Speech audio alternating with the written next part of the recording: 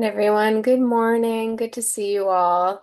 We're going to get started with our didactic portion of today. Thank you all for being here. Love the hearts. And Dr. Lauren Haack will be presenting.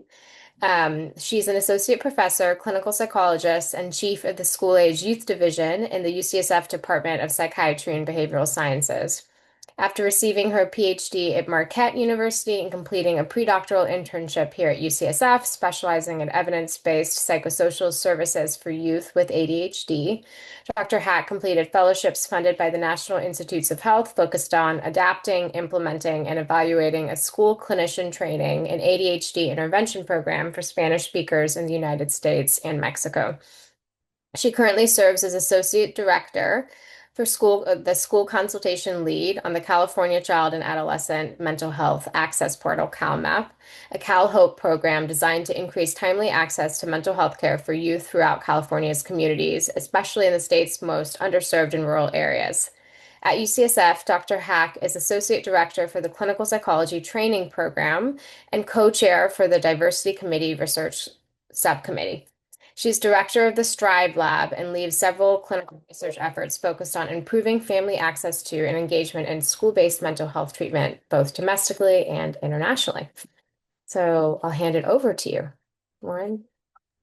All right, thank you. Welcome, everyone. It's so wonderful to see such a big room of us gathered here today to talk about how to address student attention, learning, and rule following concerns with behavior plans. This is honestly one of my favorite topics. So would love for folks, we're obviously too big of a group for everyone to verbally introduce yourselves, but would love if folks could put in the chat your name, your organization, and your counties where you see patients or students. And we just did our grounding activity. Thank you, Dr. Tosin. We don't have any conflicts of interest to share. Yes. Is everything looking okay with the slides? Okay. And here you can see our funding. And here's what I hope that we're all going to get out of our time today. Before we turn it over, about halfway through the hour, we'll go into our case-based learning. And I do see that our case presenter from South San Francisco, Alana Shaw, is here. Thank you for joining. But before we get to the case, we'll talk through these learning objectives. So to get us started today, I'd love to just hear from you all. So if folks want to either join the Mentimeter and put your responses in the Mentimeter or share your responses in the chat, let's just take a moment to share how concerns about attention learning and rule following show up in your settings.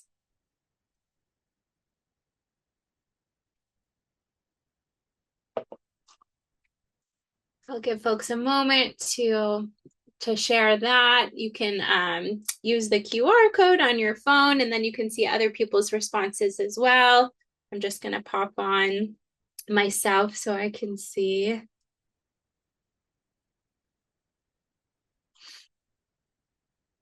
Okay.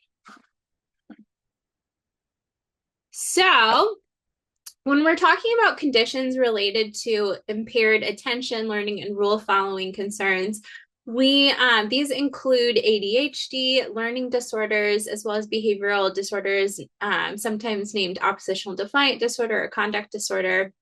And these conditions are really common. They're some of our most common mental behavioral health concerns, with estimates around 7 to 10% of youth. And we see higher prevalence rates in males relative to females. However, this may be due to kind of a gender paradox that the conditions and the way that the presentations have been described in research has really had a kind of a boy lens to it for quite a while. And we're getting better at researching and understanding what these conditions look like, how they present in girls. And as we do that, we're seeing that gap is closing. These presentations also are predictive of co-occurring conditions, as well as future difficulties with challenges like impulse control, like substance use disorders, antisocial personality disorders. And so these can actually be pretty significant for the individuals experiencing them, as well as those around them, like their family members, their friends, their coworkers. And actually, as a society, we see that these conditions cost billions of dollars a year. So it's really important that we understand and know how to address them in the school setting, since that's most often where they first present and are recognized. So, what are sort of the core parts of these conditions? So, neuroscience has found that people with these conditions have deficits in core cognitive domains of executive functioning, as well as motivation and social emotional processing. So we see executive functioning challenges with arousal and activation, inhibitory control, delay tolerance, so how long we can wait for an outcome, working memory, and time perception. Um, in terms of what the brain responds to as motivating, people with these conditions overestimate the relative size of immediate versus delayed rewards and respond stronger to immediate and tangible versus delayed and abstract gratification, right? So that part of our frontal lobe that motivated all of us to log on to a Zoom meeting at 9 a.m. on a Monday morning, we were motivated by a pretty intangible far out reward, right? That hopefully I'll learn something that I can apply in my work and it'll pay off, right? That was like a pretty far off reward that motivated our behavior to get onto this call this morning, right? And people with these conditions like ADHD, that light up center doesn't happen as strong, and they're going to be more motivated by the immediate and the tangible. And then another thing that we know about social emotional processing is that people with these conditions, their brains are hardwired to over perceive negative feedback and under perceive positive feedback. Right. So it's kind of like a sieve, like a filter, and all of the positive comments are going to brush right by. And that one negative comment or facial expression they can get really stuck on. And this is unfortunate because people with these conditions are often receiving a lot of negative feedback, right? Because of the nature of the conditions. And then they're like getting stuck in over perceiving and having a harder time shifting on to let's just keep going with my work, even though, that negative thing happened. And so when we combine all of those together, we see that these individuals have impairments such as impeded self-regulatory behaviors, which interferes with their abilities to organize actions and plan. A lot of them know what to do. Like they know the theory of how to be organized and get their work done. But because of these deficits, they have a hard time holding those long-term goals in mind and waiting for desired outcomes. So they fail to apply the organizational skills they know and instead demonstrate task avoidance. And so it can seem really overwhelming to get started and follow through on work, particularly if it's novel or challenging. Right? If it's something they like, if it's something they're good at, they can focus attention, right? And so sometimes I hear this from parents like, I don't know how they have ADHD. They sure pay attention to their video games, right? Well, yeah, that makes sense. But if it's a novel task, a task that's challenging for them, it's going to be really overwhelming to get started and stay focused. And again, because they have a hard time shifting focus from emotional cues that are unhelpful and continue with goal-directed behavior in the face of emotional stimuli, all of these things come together to cause school problems, problems with peers or family conflict, low self-esteem, a higher risk for anxiety, depression, and also risky behaviors, which importantly, especially for girls in teenage years, can look like self-harm and suicide attempts. And remember, I told you before that we did a pretty bad job historically of understanding how these conditions look in girls. This is something that we missed for a long time. We sort of didn't associate self-harm and suicide attempts with these attention and impulse control disorders, but now we're understanding that they actually are associated. Okay, so that's a little bit how these conditions look. Let's talk just really quickly about why they happen. So, like almost everything, we have this genetic environmental contribution, right? So, we do know that these conditions, like in particular ADHD, are highly heritable. And again, if we look at those brain differences, we see that there's a clear physiological aspect here. However, we also see that there are environmental impacts. But we're not saying that parenting or parenting style or teaching style causes these presentations. However, the way we respond to these children can sort of exacerbate how their behaviors are presenting, right? So, this is where parents, teachers, those of us in the school setting interacting with these youth, if we change what we're doing, if we change how we're setting up the environment to them and how we're responding, we can actually see a lot of improvements. Other challenges that are often faced when people have these conditions are these conflicts with adults, academic difficulties, and peer rejection. And we also can see an interplay with adverse childhood experiences. So let's take a look at those interaction cycles. And this is really showing us how we actually train each other to do behaviors that we don't actually want to see, but we get in these patterns accidentally over time. So, for example, let's say you're walking in the hallway and you see a kid and they're not in their classroom. And so you just give them an instruction, please walk to your classroom. And then let's say they say no, or they just don't listen to you. What might you do next? You didn't just take this didactic. It's not your best day. You just came off a stressful weekend. What might we do next? Anyone feel free to put an answer in the chat or unmute and share. Any ideas? We gave the student instruction. They didn't listen to us. What might we do next? I would try walking them to class. Great. And you're putting on you're giving all your answers are like A+ answers. I'm going to tell you that the most likely response that an adult might have is say the instruction again, but say it maybe in an angrier tone, in a louder tone, right? Like, come on, seriously, get going, right? And then let's say they say, no, I'm still not going to do it. Now what we do, we're having a really bad day. We got to get to our office and get our stuff done. And maybe we make a threat, right? If you don't get to class, you'll get suspended. Now, let's say the student goes to class after we've made the threat. What did the student learn from us about when they have to take us seriously? When we give a threat. Yep. So we've taught them that they actually don't have to listen to us until we get angry and make a threat, right? Now, what did we learn as an adult about what works?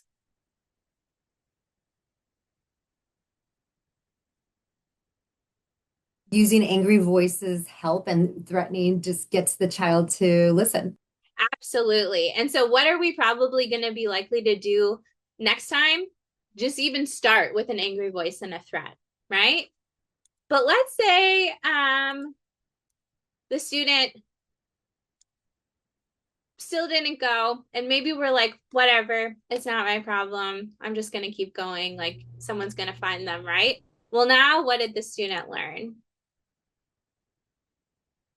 What did we accidentally teach them? They don't have to listen at all. They don't have to listen at all, right? If they just kind of keep ignoring us, keep not doing it, we're going to give up and they're going to get their way, right? And what did we learn? We learned, well, I can't really expect anything of this student, so I'm not even going to try. I'm not even going to bother, right? So you can see here that this cycle, it's not the child's fault. It's not your fault. It's a cycle, right? It's an interaction. It's a pattern that happens over time. And it's really understandable in our day-to-day lives that are so busy, so stressful. However, by taking a look at this, we can give ourselves clues as to how we can change the negative cycle. And we're going to talk about how to do that with behavior plans in just a moment.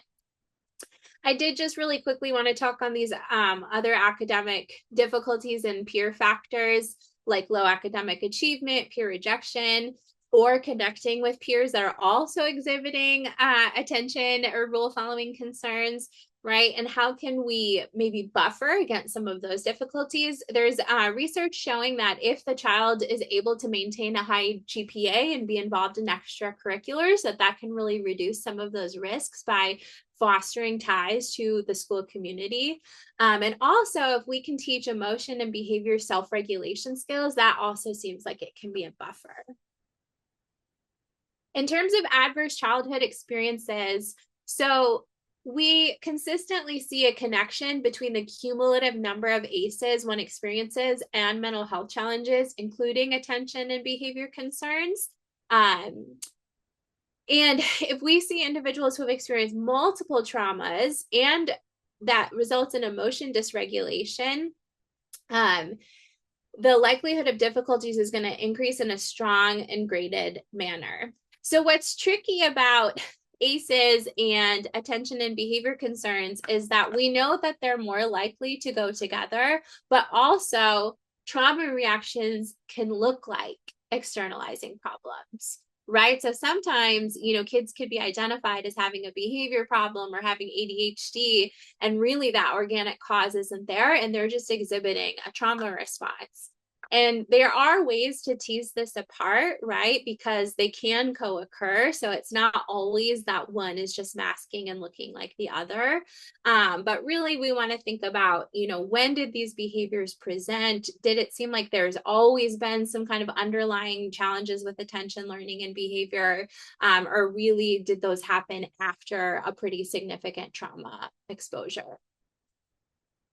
Okay, so we talked about what these conditions look like. Now let's talk about what we can do about them. So one of my absolute favorite tools is called the ABC model, or sometimes called the before-after model. And this is a way that we can really get a closer look at why behaviors are happening for a student in the school setting, and how we've set up the environment to maybe make those more likely, and then also how we're responding and how we're accidentally reinforcing those behaviors to keep happening, right? So let's say, for example, the concerning behavior that we're seeing is that a child keeps leaving his seat and talks to other kids, kind of messes with them instead of getting his work done. Well, so what are those behaviors? We want to be really descriptive and not judgmental about them, right? It's like a screenplay that anyone would understand what's happening. And then we want to look at, well, what's happening in the environment that's setting the stage for those behaviors? Well, everyone's given, a math worksheet and a verbal instruction to get started. The student is seated like in the back of the room, like right next to all these other kids that they like to bother. Then what's the consequence? And so a consequence doesn't necessarily mean something negative. It's just anything that happens directly after. So all the other kids kind of get annoyed with the student, you're annoyed, and you say, okay, whatever, just go to the office, right? And so why does that behavior keep happening? Well, those consequences may accidentally be reinforcing the behavior. So maybe the student actually really likes to go down to the office. They get some one-on-one time with the school nurse who's very caring and nice, and they don't actually ever have to do their math assignment. And maybe they're actually having trouble in the antecedent. Maybe they're having trouble understanding the math assignment, right? And we're not actually figuring that out. And so what we do next in the ABC model is we decide, okay, well, what's the goal behavior that we want to see? Well, ideally, the student would stay in their seat, get started on their math worksheet, and finish the math worksheet with one or fewer reminders. Now, that might be a little bit too unrealistic, right? But that's our eventual goal. So maybe we could step that back, that even get started on their worksheet is our goal right now to target. How can we set up the environment? Maybe I change their seat. I put them right in the front next to me, the teacher. I give them, after the verbal instruction to the whole class, I go to that student, have them repeat the instruction back to me, and then I help them get started, and I can see, are they really understanding what the math questions are, or do they maybe need some more support? Right. So that's how I can set up the environment. And then we want to make sure we set up a reward, give them lots of labeled praise. Great job getting started right away. And then also we could set up a positive consequence. So maybe they get to earn a trip to go see the nurse after they've finished their worksheet. right? And we know that rewards are much more effective than punishments for several reasons. We can't run out of them. We can bankrupt ourselves with consequences, negative consequences, right? We can be like, I took everything away. There's nothing left to take away. Also, we don't really like people who punish us. So it's setting up kind of a conflictual relationship, and it's not teaching them what to do. It's just teaching them what not to do. So anytime we can use a reward instead of a punishment, we always try to strive for that. Okay, so again, given all the things that we talked about, once we understand what's going on with the behavior by doing an ABC model, how do we intervene? How do we do some sort of treatment or support? Well, really what we're trying to do is set clear and reasonable expectations for the student, something that they can achieve, that they understand, reinforce them as they make progress on those expectations.